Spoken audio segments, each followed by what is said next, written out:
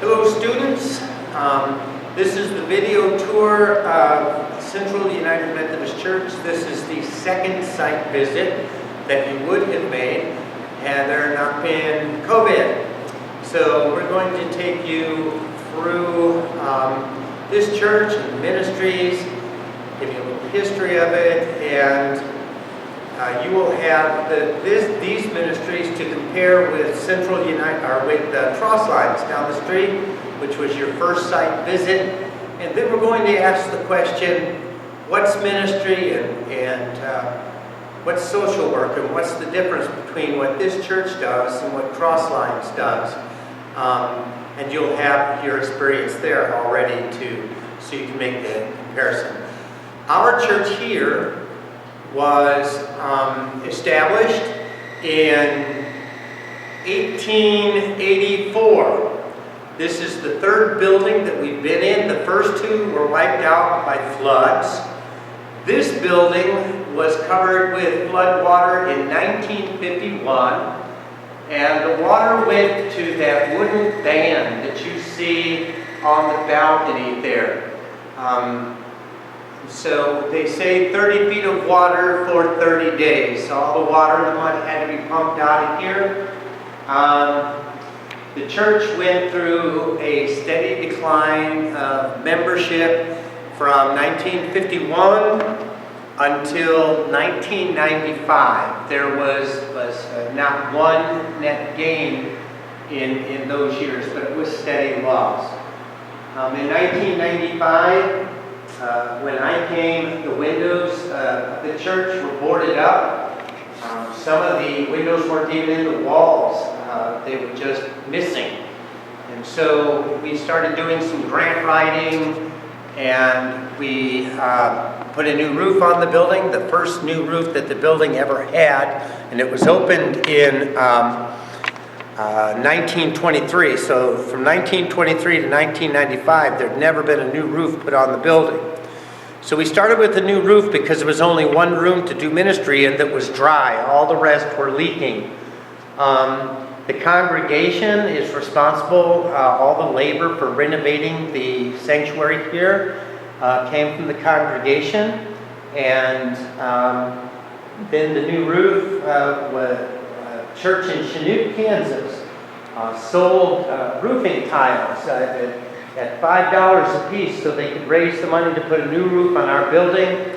We had some 40 windows donated by a private donor, and the other repairs, as you'll see as we've gone around the building, have made almost every room in the building now usable to us for ministry. And we really would like to have a ministry in every room every single day. Some of the ministries that you can't see that I'm going to tell you about before we go and look at the ministries that are going on today is this church is very involved with the community. Our special events every year invite the community to participate in the life of our church. We have a Halloween carnival every single year. Volunteers from other churches, from our church, come together, and on our gymnasium floor they make game booths. We invite the children to come in and play those games and win prizes. And while they're doing that, their parents are upstairs at our Get Ready for Winter Day, where we distribute approximately 300 coats every single Get Ready for Winter Day, and then other coats through the clothing pantry throughout the year. We also have a community Christmas program. Last year we sponsored 118 families for Christmas with the help of some supporting churches that donated the gifts and the volunteers to do that. Those two projects, the Get Ready for Winter Day and our Christmas program this year, our community Thanksgiving dinner that we do, the Halloween carnival, all will not take place this year because they are large crowd events involving literally hundreds of people being together in one place at one time, and COVID just isn't going to allow that. We're going to miss those activities, but we are pretty firm that we'll bring them back in 2021. So those are special ministries along with our community aid hunt, which we didn't get to have this year at Easter, that we do every single year for the children of our community. Other ministries that you won't see today is we have a ministry called Cozy Quilts. We have women who meet every single week and they make quilts to give to children who are in crisis situations.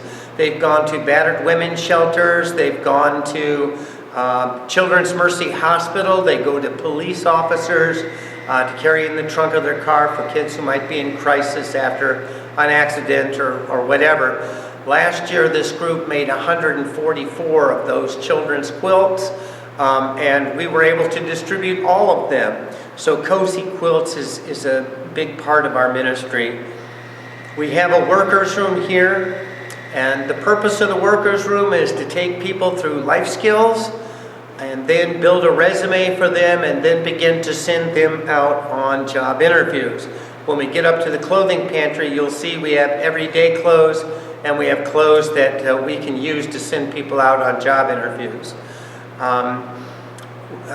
The workers room also deals with getting people their Kansas ID or to get them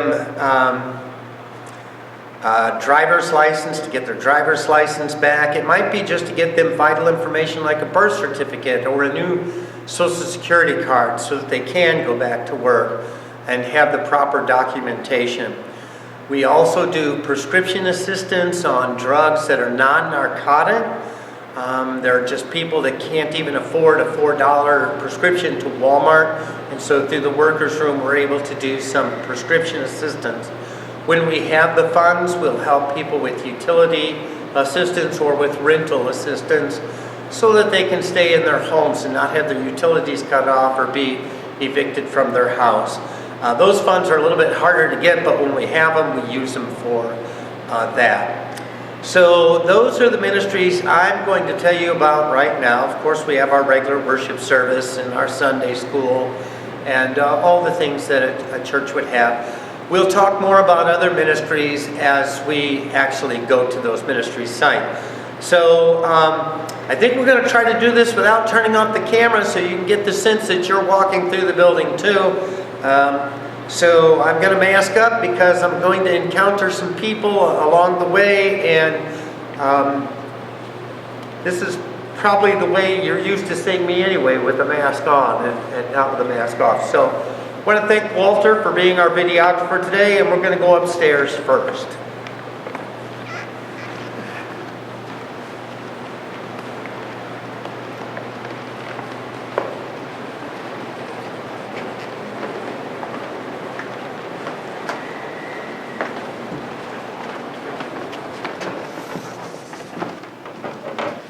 This is my office, but I never use it.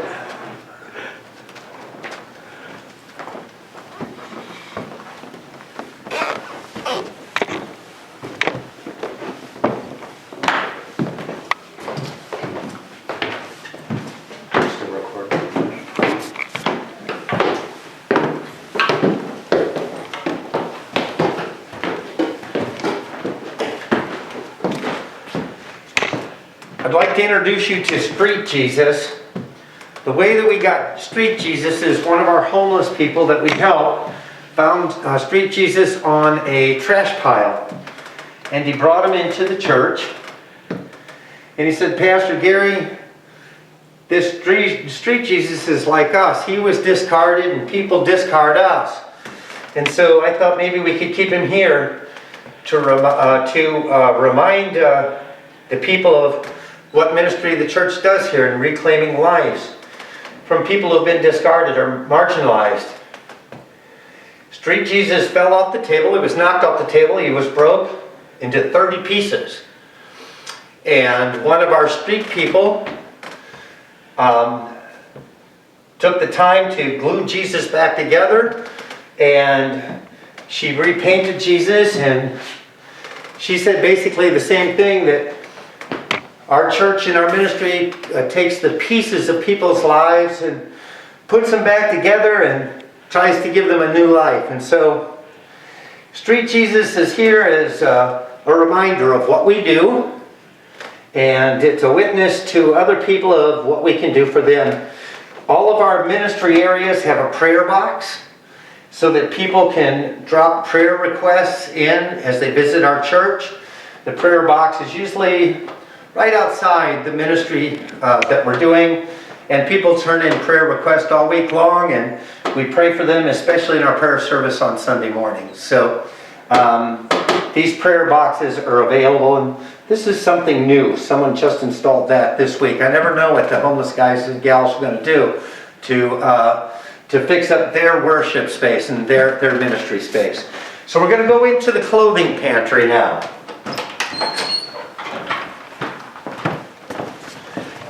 I'd like to introduce you to Rita. Rita is the receptionist here. When people come into the clothing pantry, they have to sanitize their hands, they have to put on gloves, and then they sign in. And Rita makes sure they do that. And you will not get by Rita without doing our safety protocol. So Rita's a volunteer, and she's here pretty much every day as she can be. And so we're thankful for her service. We're going to go back to the sorting room now. Pardon me?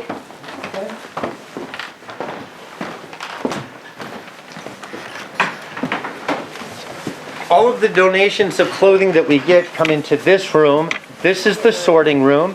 This is Michelle. She's another volunteer. She's here every day too. And she's one of the people that helps to sort the clothing. It goes up on a rack here, and then it's fed out to the floor as there's space for it and as there's need for it. So Michelle's going to talk to you a little bit about who the people are that come into our clothing pantry and why they're here.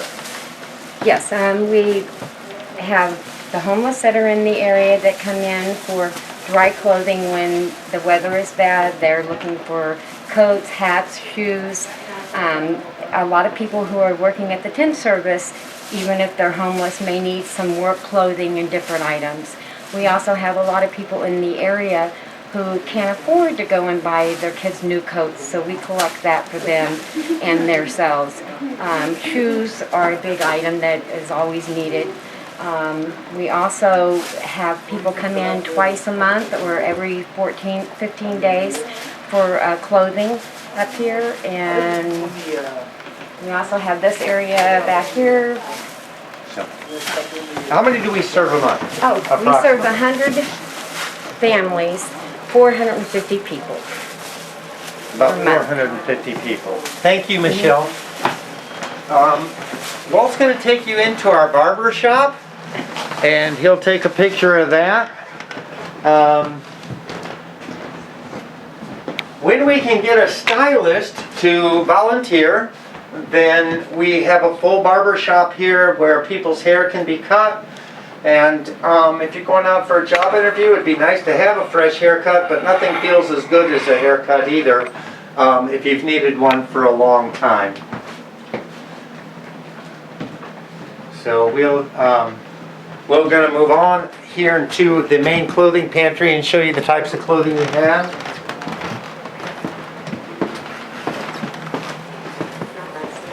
This is one of the main areas of the clothing room. In here, like everyday pants and shirts, and there's children's clothing in here. Around the outside, there are household items. When we have household items, pots, pans, dishes, silverware, cups, stuff like that, it goes around the outside of the building. This used to be the balcony overflow back in the 40s before the flood. This area, when the balcony was full, when the main floor was full, this is where people flowed into. You couldn't see the preacher, you could only hear the service from here. This is the second room.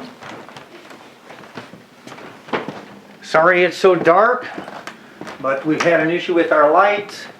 And this is mostly the tops, sweaters, shirts, blouses. There's some nicer clothes in here. Throughout the clothing pantry, you can find really nice outfits if you're going out to apply for a job. So we are able to dedicate these 2 rooms, making sure that everybody has clothing to wear.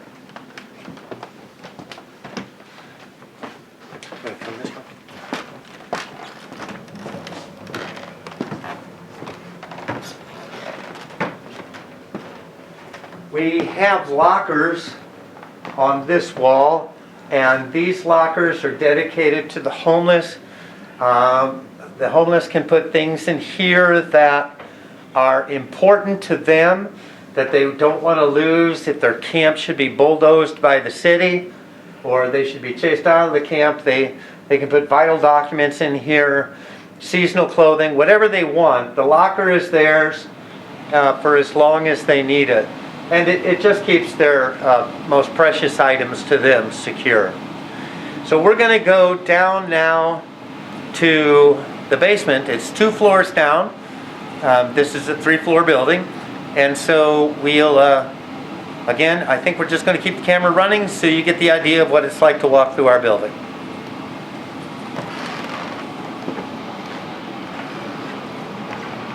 This is Joe, he's hiding. No.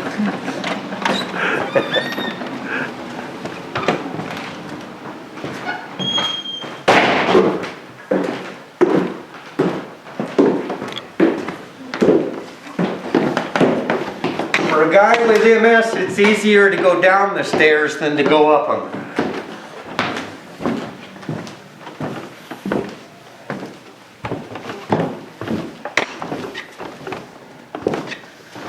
Before we go downstairs, we'll take you to Meadow Hall.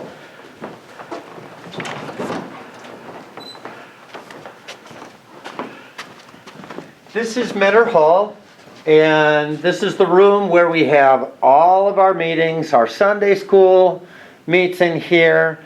When the youth group meets during worship, the youth group meets in this room as well. It's just a very used building. In the past, we've had job fairs in this room where people actually got to interview and sign up for jobs. And it's just a very important room to us, and it's used quite a bit.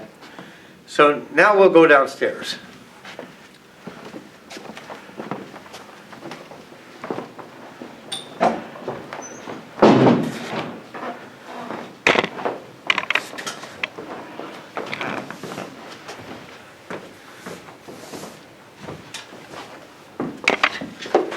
Hopefully we'll get to talk to Wilma if she's not busy.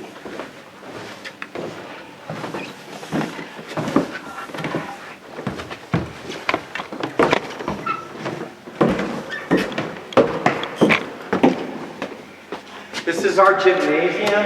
It's kind of dark because we didn't fire up the halogen lights for you. But this is where the Halloween carnival would take place. It's also where when we have a tutoring program, the kids can do recreation down here as well. Right now, it's pretty much in disuse because of COVID. We just can't get kids down here in confined space.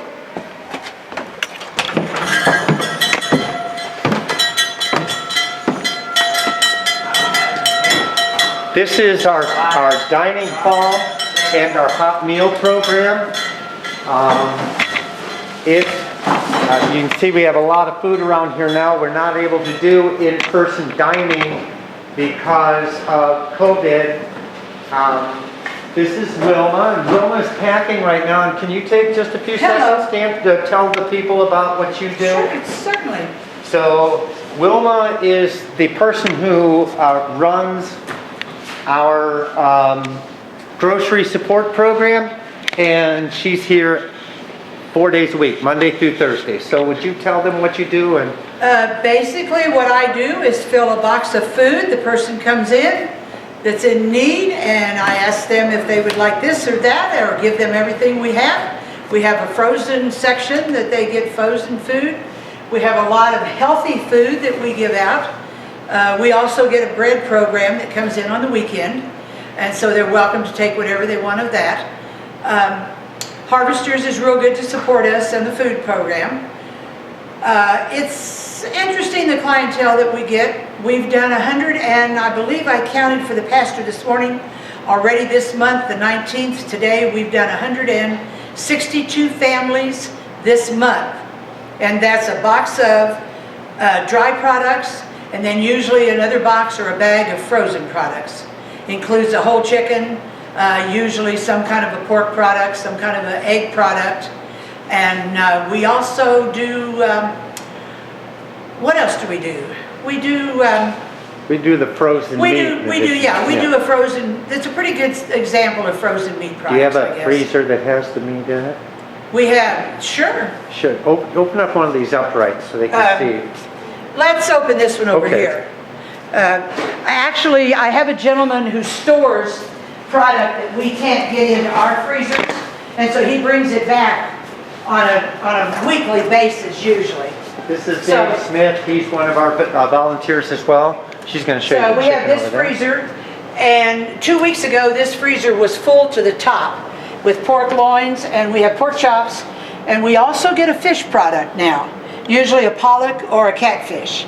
And this was actually full to the top 2 weeks ago, and this is how much product we've given out. And so is David's freezer, if you want to. That was full of whole chickens 2 weeks ago.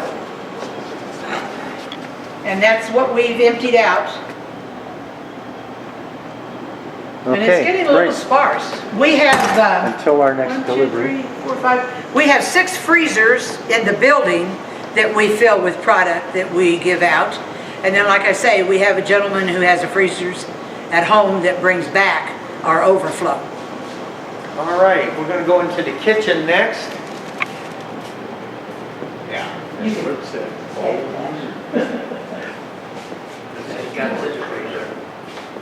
Also. This is our kitchen. It's How you doing today? small, and the good news is we have a new stove that's just been donated, and it will be coming very, very soon. In the kitchen, we produce around 800 meals a month, to-go meals, right now, because we can't do in-church dining. So you can just see the kitchen is equipped. It has a couple stoves, a couple ovens, and it has all the utensils that we could possibly want to make the meals. Central does some of the meals like 3 times a month, and we have outside groups that come in and provide the meals for other Saturdays and Sundays. But there's a meal served out of this kitchen every Saturday and every Sunday, every week in the year. So that's pretty much what we do at Central. We try to be full service. We have programs that do emergency assistance. We have programs that try to move people on to self-sustaining lifestyles. We're going to take you out. I want to show you one more thing on the outside of the building. Then we'll conclude our tour. And thank you for being patient, and thank you for watching it. So we're going to go outside, and then we'll conclude the tour. Olivia? Yeah.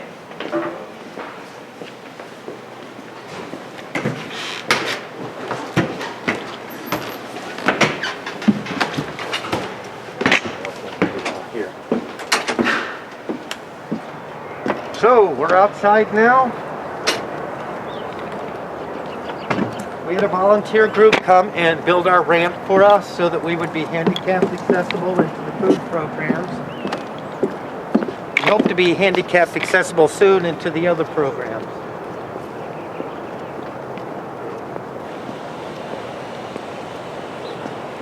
You may have heard on the news about a little girl named Olivia. Her father and the father's girlfriend abused her and killed her, and then buried her body in a shallow grave. That didn't happen in our community, but it touched our community. And this is a memorial to Olivia. We don't know who started it, and we don't know who adds the figurines, but it's been growing and growing and growing.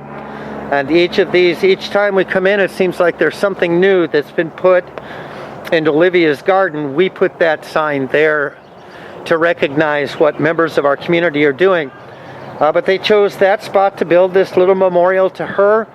And so it's a witness to the community about the healing nature of Christ and our willingness to participate in that healing ministry in any way we can. So that's class for the day.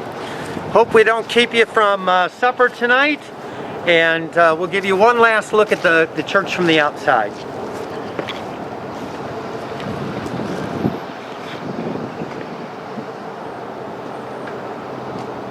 Where the brick changes color, that's the flood line from 51.